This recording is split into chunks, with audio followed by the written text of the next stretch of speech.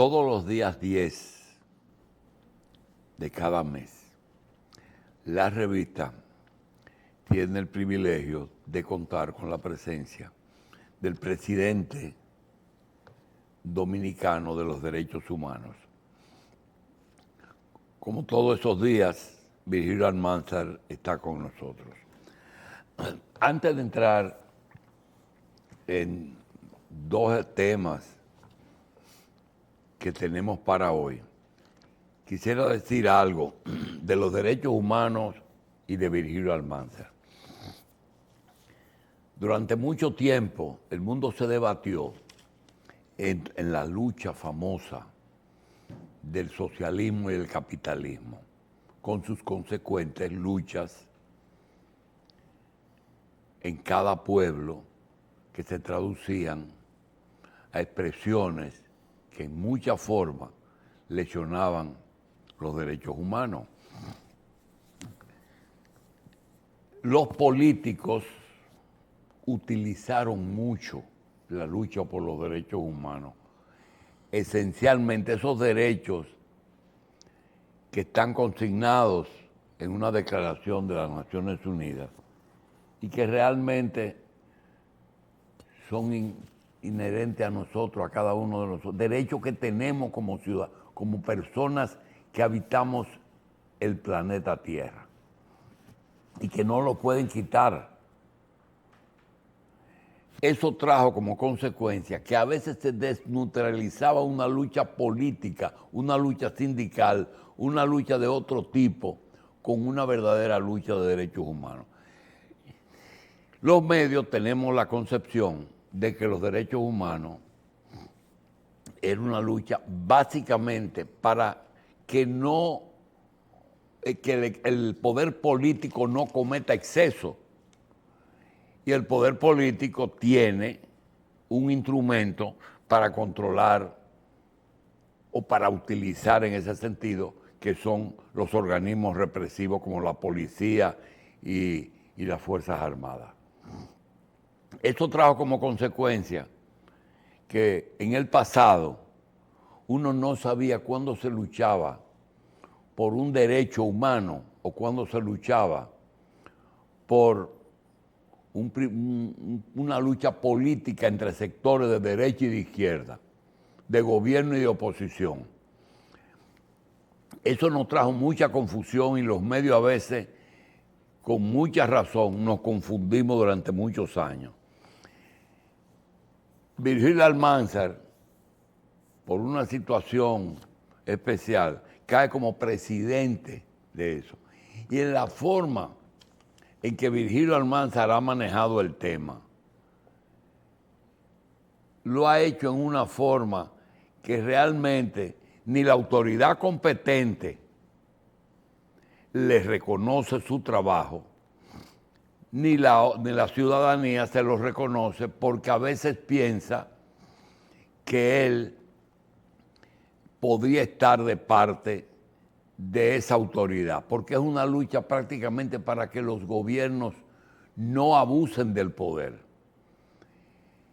Y él ha podido mantener ese equilibrio en todos los años que ha estado dirigiendo en la presidencia de los derechos humanos. Porque hoy mismo, ahora mismo, se está debatiendo, ayer estábamos escuchando el tema de los intercambios de disparos. Un tema viejísimo. Y el otro día hablaba con un ex jefe de la policía y me decía que eso era necesario, que había grupos que en los países en que no existía la pena de muerte en la justicia, la policía tenía que tomar la justicia en sus manos y eliminar a los delincuentes. Y eso no puede ser, porque hay una justicia y no hay nada que... Usted puede ser el criminal más grande del mundo y no se te puede quitar la vida. Una cosa rarísima. Entonces, nosotros vamos a hablar hoy de dos temas, pero antes queríamos reconocer y decirle a Virgilio que se sienta tranquilo, que se sienta satisfecho, porque ha logrado el equilibrio entre, por ejemplo, la acción policial y la ciudadanía. El equilibrio es difícil mantenerlo y él lo ha logrado. Vamos entonces a ver los dos temas que nosotros tenemos hoy y agradecerle al Virgilio y decirle que aunque hay quejas de los dos lados, cuando se le llama la atención a la policía no les gusta. Cuando la ciudadanía quiere que se condene a la policía, pues no se siente bien. Así que el trabajo es difícil. Virgilio, gracias por estar aquí. Buenos días a todos y todas. Yo soy el que estoy agradecido y el Comité Dominicano de Derechos Humanos de este medio y de ustedes, que nos ha abierto las puertas para nosotros expresarnos. El problema de los intercambios de disparos es un problema difícil de entender y de aceptar, porque si nosotros hablamos de una justicia que es el último garante de los derechos humanos, una justicia real, a tiempo, fiable, entonces nosotros tenemos que poner en cuestionamiento qué es la justicia. Lo que pasa es que las bombas débiles de la cadena de la justicia es la policía. Perdón, y entonces a ella que le echacamos todo el problema. Y la policía, cuando encuentra a un delincuente que no puede con él ya porque tiene 10 fichas, 15 fichas, ha sido acusado de múltiples cosas y está en la calle. Entonces usted dice, ¿y qué es lo que pasa? Pero es más fácil enfrentar a un delincuente común y eliminarlo, y así se demuestran varias cosas. Se demuestra primero que dice que estamos trabajando y la gente se siente más confiable y dice, bueno, uno menos. Ya la policía salió de fulano que estaba haciendo esto. Pero además eso sirve de muchas cosas. Sirve hasta para ocultar por situaciones. Por ejemplo, casi todos los grandes delincuentes y atracadores tienen un aliado, un militar o policía. Y después que ese joven se cansa, podríamos decir, de hacer 1000 diabluras, entonces lo eliminan, porque así se rompe la cadena informativa. Y también el cuerpo del delito es fácil quedarse con él, que es bastante, muchas veces, suntuoso y bien grande, bien voluminoso. Aquí hay delincuentes que se le ha quitado 2 y 3 millones. Y entonces la policía dice, estamos trabajando, salimos de uno, pero rompen la cadena informativa y no se llega al verdadero responsable, que muchas veces, recuérdense que aquí habían oficiales que tienen bandas abiertas, que se sabía, esa es la banda de Silvio, esta es la banda de fulano, el hippie, el otro, y reconocidos delincuentes, pero yo sé que muchas veces la policía carga con lo más pesado, de la irresponsabilidad de los fiscales, que es lo peor de todo, y que ahora mismo es lo que más está en cuestionamiento. Y doña Berenice Reynoso, nuestra procuradora en la República, a quien respetamos y sabemos de sus grandes condiciones humanas y profesionales, debe tomar en cuenta que hay fiscales que están haciendo de todo, pero de todo. Y usted me pregunta, ¿y por qué fulano está suelto? Con 5 órdenes de prisión y no se actúa. Muchas veces la fiscalía, muchas veces la policía, pero tenemos problemas de ese sentido. Es que estás tratando un tema que ni organizaciones que debieran tratarlo lo hacen. Por ejemplo, derechos humanos, Virgilio, Defensor del Pueblo y Procuraduría General de la República y Justicia, frente a un hecho, tú te pones a ver que ninguno de los elementos que se encargan de denunciar, de combatir o de tratar de resolver o de castigar en caso de que haya, son los que definitivamente tienen en sus manos. Derecho humano denuncia. El defensor del pueblo no tiene el poder que tiene un procurador, pero el procurador somete, pero no juzga y condena. Y cuando juzga y condenan, entonces viene la cárcel. Esa cadena de reclamos que se hacen en búsqueda de búsqueda. Los derechos humanos tienen muy poco poder de resolver los problemas. Tú te tienes que limitar a la denuncia. ¿Es así? Correcto, pero además nosotros podemos acompañar a los familiares de las víctimas en los sometimientos que se hacen. Y también la concientización al país. La educación, por supuesto. Y concientizar a que la pero, gente... en términos de lo que es el defensor del pueblo, no ha hecho una sola investigación. Él tiene derecho a investigar cualquier departamento del Estado, cualquiera. Y no lo ha hecho. Una sola no lo ha hecho. Entonces, tenemos esa debilidad, ese problema. Pero eso es lo que también permite que en la policía pasen cosas como la muerte y desaparición de Juan Almonte. Juan Almonte Herrera, directivo del Comité Dominicano de Derechos Humanos, copropietario del grupo Rangers, que era una policía privada, que existe en el país, de Platanal, de la provincia de Sánchez Ramírez, fue desaparecido un 28 de septiembre por el grupo de Intel de la policía, en la jefatura de Guillermo Guzmán Fermín. Y en este caso del real o supuesto secuestro del joven apellido Lovera, se quiso implicar mucha gente, a nosotros mismos también, porque conocíamos a algunos de las personas que se decía que estaban implicados y nosotros hacíamos un llamado público que esos jóvenes, esas personas se entregaran a través de nosotros y fuéramos a la justicia y se dirimiera todo esto. Ahí se secuestró a Juan Almonte en los predios de su empresa, donde estaba por una unidad policial, que sabemos quién estaba constituida, con detalles, y lo hacemos de manera responsable. Y fue llevado a una casa que tiene un alto oficial de la policía fuera de la ciudad, y en la noche lo llevaron a donde está el local del Intel. Y en la celda, que era la bóveda del Banco Baninter, en esa celda fue interrogado. Y ahí estaba presente varios generales de la policía. Y Juan Almonte muere en ese interrogatorio. Luego mandan a buscar el que secuestró a Juan para que él mismo se hiciera cargo del cuerpo y lo desapareciera, y así lo hizo.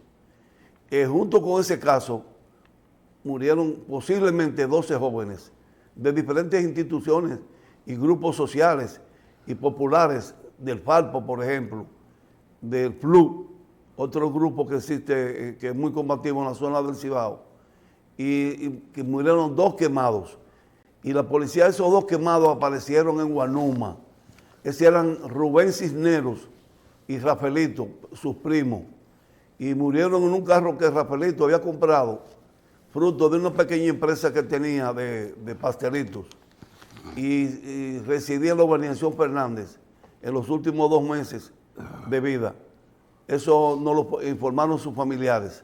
Entonces, esos 2 jóvenes fueron quemados en Guanuma y aparecieron diciendo la policía, eso fue como una venganza de un grupo de narcos y otros, pero nunca dijeron quiénes eran, cómo se llamaban, qué caso era ese, qué grupo de narcos lo quemó, ni nada, porque eran ellos mismos. Y se sabe quién lo quemó. Porque hay policías, que quiero decirlo públicamente, que también son dignos y son personas que tienen dolor humano y sensibilidad muy alta humanamente. Y son los testigos que vamos a tener para cuando se abra el juicio, que creo que es de interés de doña Berenice abrirlo. Va a haber testigos de la propia policía que son testigos excepcionales que estuvieron presentes en el interrogatorio de Juan. Y eso es un caso que nosotros tenemos que decirlo.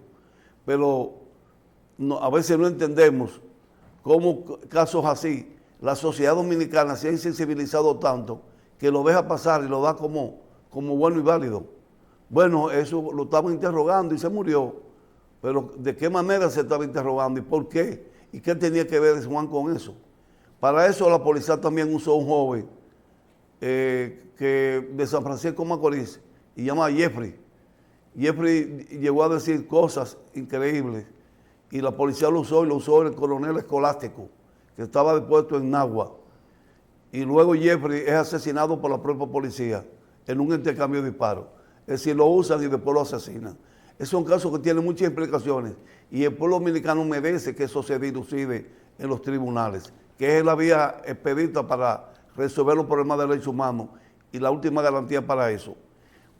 Uno se pregunta entonces, ¿por qué eso está pasando? Los intercambios de disparos, la muerte y desaparición, la tortura todavía, que se ha avanzado, eso no se puede negar, eso es evidente, pero todavía quedan casos de ese tipo. Es porque realmente no tenemos una real reforma policial. Si nosotros no entendemos la reforma policial como un avance democrático, como un avance hacia la sustitución del poder principal del Estado, descentralizar el poder de una persona del Estado. El jefe de la policía es un jefe, aunque le pongan director, pero es una persona que tiene poder para decidir a quién se le pone carta blanca, como ellos llaman, y a quién no, o también el mismo director del DICRIN. Entonces una policía así no es una policía civilizada, no es una policía apegada a los principios de la Constitución Dominicana, y tenemos que hacer una reforma policial que nosotros queremos ver la próxima vez, traer por escrito una propuesta de una reforma policial. Y queremos traérsela a ustedes para que ustedes la puedan observar, que es una policía moderna, de una sociedad moderna, de una sociedad civilizada, de un país que quiere avanzar en la democracia. Un poder, una sola persona no puede tener tanto poder, hay que descentralizar ese poder en los ayuntamientos. La policía preventiva tiene que ser un asunto del ayuntamiento. La DGC también, la Politur también. ¿Por qué un presidente tiene que encargarse del problema? ¿Cómo ustedes pueden determinar si son actos individuales o institucionales? Bueno, no es tan fácil resolverlo. Uno tiene que tener informaciones muchas veces internas de muchos policías que son amigos de uno y lo plantean, pero porque cuando en el barrio, tú te das cuenta, Virgilio, cuando a veces un policía vive en un barrio y es un ciudadano que vive en ese barrio, y cuando hay acción policial, ese policía no participa, ni delata, ni denuncia, es parte de los vecinos. Es decir, cuando el policía es un ciudadano o cuando el policía es un delincuente que coge su arma, la alquila o comete actos delictivos. Es decir, diferenciar el policía cuando está en función de su trabajo. Sí, pero lo que pasa también es que el policía siempre debe actuar. ¿Sí es? Siempre debe actuar, pero no puede actuar en unas situaciones como la que tenemos. Sí, pero te pasa, por ejemplo, nosotros tenemos en la zona colonial, que hay 3 policías. Está la Policía Nacional, Politur y DGC. Entonces, tú a veces, frente a un acto delictivo, acude a un Politur y el Politur te dice, eso no me corresponde, pero es policía. Cualquier policía. Hasta el escolar. Hasta el escolar tiene que actuar. Hay momentos de fragancia de situaciones, donde hay un hecho evidente que la policía tiene que actuar, porque si no puede ocasionar la muerte, la pérdida de una vida de una gente o un acto de agresión muy, muy grande. Entonces los policías dicen, yo no estoy de servicio, es una actitud irresponsable. Y ese policía no tiene las condiciones de policía. Pero si usted tiene un policía que es elegido y recomendado por la población, la junta de vecinos, la directora de la escuela, el pastor, el cura, los grupos organizados del barrio, y son los que lo recomiendan y son los que también lo vigilan, ese policía está protegido de la misma población. Es un policía que cuenta con el aval de eso. Aquí hay policías que la gente lo defiende y pelea por ellos, pero hay otros, como el teniente Sugilio, que está del DICRIN, que está en San Luis, que lo que vive es amenazando a Diógenes Osuna. Le dice, y a los jóvenes, le dice, doña, prepárese, vaya buscando la ropa negra que le voy a matar a su hijo. Y eso. Y uno se lo dice a los principales jefes. ¿Y por qué, por ejemplo, el intercambio de disparos, Almanzar, ha estado presente siempre en todos los gobiernos y en todas las policías, es que es una forma de ejercer la represión a la delincuencia. Es que es una ley no escrita entre policías que entiende que hay momentos de que hay que hacer cortes sociales, porque ellos entienden que es la única manera de resolver los problemas. Y Pero es la única manera. No, señor, es que tenemos que tener una justicia. Si tuviéramos una justicia real, una justicia contundente, fiable, que una justicia que la gente dijera, ahí está bien, pero hemos visto los resultados de todas las acusaciones que hay y cómo se trata a unos y a otros. ¿El mismo ciudadano siempre recibe el mismo trato? No, todo depende de su condición económica y política. Y nosotros vemos cómo hay gente que por cualquier persona le dice 3 meses de coerción. Y entonces, si es una persona poderosa... Cuando tú tienes ahora mismo que una persona es enjuiciado por robarle al Estado, por ejemplo, 100 millones de pesos probados, y esa persona le hacen medidas de coerción, lo sueltan, lo descargan, mientras tanto tú visitas una cárcel y encuentras personas que sí cometieron un delito, pero muy diferente al otro, y por ahí está guardando 2 o 3 años de prisión. No solamente eso, la situación de la justicia es tan grave que hay presos que tienen 5 años y su máxima condena es 2. Hay denegación de justicia. Sí, señor, en La Victoria los hay. Nosotros tenemos un 67% de presos no con la condena definitiva. Y Derecho Humano no puede pedirle a cárceles revisar esos casos. Es que la dirección de prisiones lo único que se encarga de la custodia. Quien tiene que ver eso es el Ministerio Público, que tiene que estar vigilante de que se aplique justicia. Y la justicia dominicana, la Suprema. Es que nosotros tenemos muchas desviaciones. ¿Quiénes muchas veces dirigen a la Suprema? Entonces, el cumplimiento de una condena nadie le da. Una gente que esté condenada a 2 años puede estar 3 años preso. Por supuesto, los hay. En La Victoria, Roberto Santana en estos días hizo una denuncia una vez y dijo, aquella vez que dijo que en La Victoria se negociaba 20 millones de pesos semanales. ¿Usted recuerda ese caso? Y ahí mismo dijo también que habían presos de esa manera. Y Roberto tiene el estudio hecho completo de eso. Nosotros no lo tenemos porque no nos dan las informaciones. Las pedimos y no nos las facilitan. Pero yo que he tenido oportunidades y trabajo cuando se puede como profesor de Derechos Humanos en La Victoria, de manera honorífica, los presos hablan con uno y dan informaciones que uno se preocupa. Presos que muchas veces están por la multa. Por la multa. Y a veces la multa es 2,000 y 3,000 pesos. Y no lo tienen. Y se ha visto ese caso. Y hay personas, muchas veces abogados e iglesias, que entonces deciden, bueno, vamos a montarle la multa a este muchacho para que salga. Y la multa, cuando una persona no tiene para pagar, tiene que quedarse preso. Sí, 1 año. ¿Cuánto? 1 año. Sí, entonces, de máximo. Sí, el máximo 1 año. Sí, en estos días en una reunión con Roberto Santana estaba hablando de que el presidente destinó un dinero, como 5 millones de pesos creo que fue, pero que como 360 personas más o menos que hay en una condición de que por chele, vamos a decir prácticamente, sí, incluso sale más caro mantenerlos dentro de la cárcel que lo que cuesta pagar esa fianza. Correcto. Así mismo. Y se puede decir que en el gobierno quien representa los derechos humanos, que debe haber una Dirección General de Derechos Humanos, es el defensor del pueblo. Debiera ser. Debería de ser. Él tiene la ley en sus manos y tiene la autoridad para hacerlo. Pero nosotros no hemos visto una sola investigación, pero además una sola propuesta.